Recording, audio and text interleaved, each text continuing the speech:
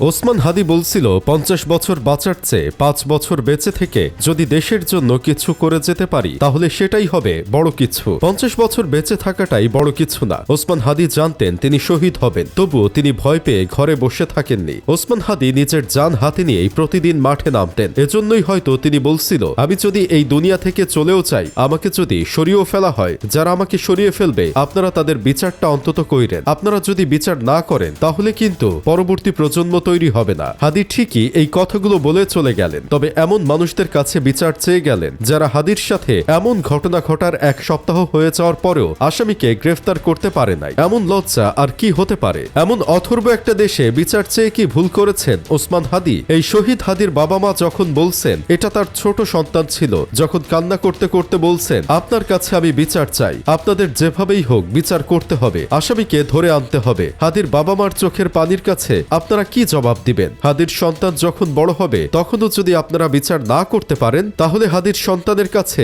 আপনারা কি জবাব দিবেন? তখন তো একজন বীরের সন্তানও আপনাদেরকে বিশ্বাস করতে পারবে না। আমরা চেয়েছিলাম এমন একজন কঠিন সরকার যিনি দেশকে নতুন করে গড়বেন, কিন্তু আমরা পেয়েছি এমন একজন হিমু সরকার যিনি শুধু দেখেন ফেসবুকে রচনা লিখেন আর চলে যান। কারণ একটাই, হিমুরা কিছু করে না, হিমুরা শুধু দেখে। তবে আমরা যতই বলি না কেন তুমি কে আমি কে হাদি হাদি, আমরা যতই বলি না কেন আমরাই হাদি হব, কিন্তু একটা সত্য কথা কি জানেন? একজন হাদি হওয়া এতটাও সহজ না। মুখ দিয়ে বললেই কেউ হাদি হতে পারে না। হাদি হইতে সাহস লাগে, সাহসের ভান্ডার লাগে, যেটা আমাদের মধ্যে নাই। যদি আবার কখনো এই দেশে একজন হাদিরও পুনরায় জন্ম হয়, তিনিও যদি বাংলাদেশকে নতুন বাংলাদেশ করার চেষ্টা করেন, বাংলাদেশের আসল সমস্যাটা হয়তো হাদির মতো তিনিও বুঝে যান। তবে দিন শেষে তিনিও ভারতের আধিপত্যের শিকার হবেন। কেননা আমরা কোনোদিন গোলামীর রাজনীতি বাদ দিতে পারবো না। আমরা কোনোদিন পাশের দেশকে চাটা ছাড়া থাকতে পারবো না। নতুন করে আবার হাদি জন্ম নিলে তিনিও আবার শহীদ হবেন। আমরা ফেসবুকে গলা ফাটাবো, পোস্ট করব, চিল্লায় বলবো আমরা হাদি হব,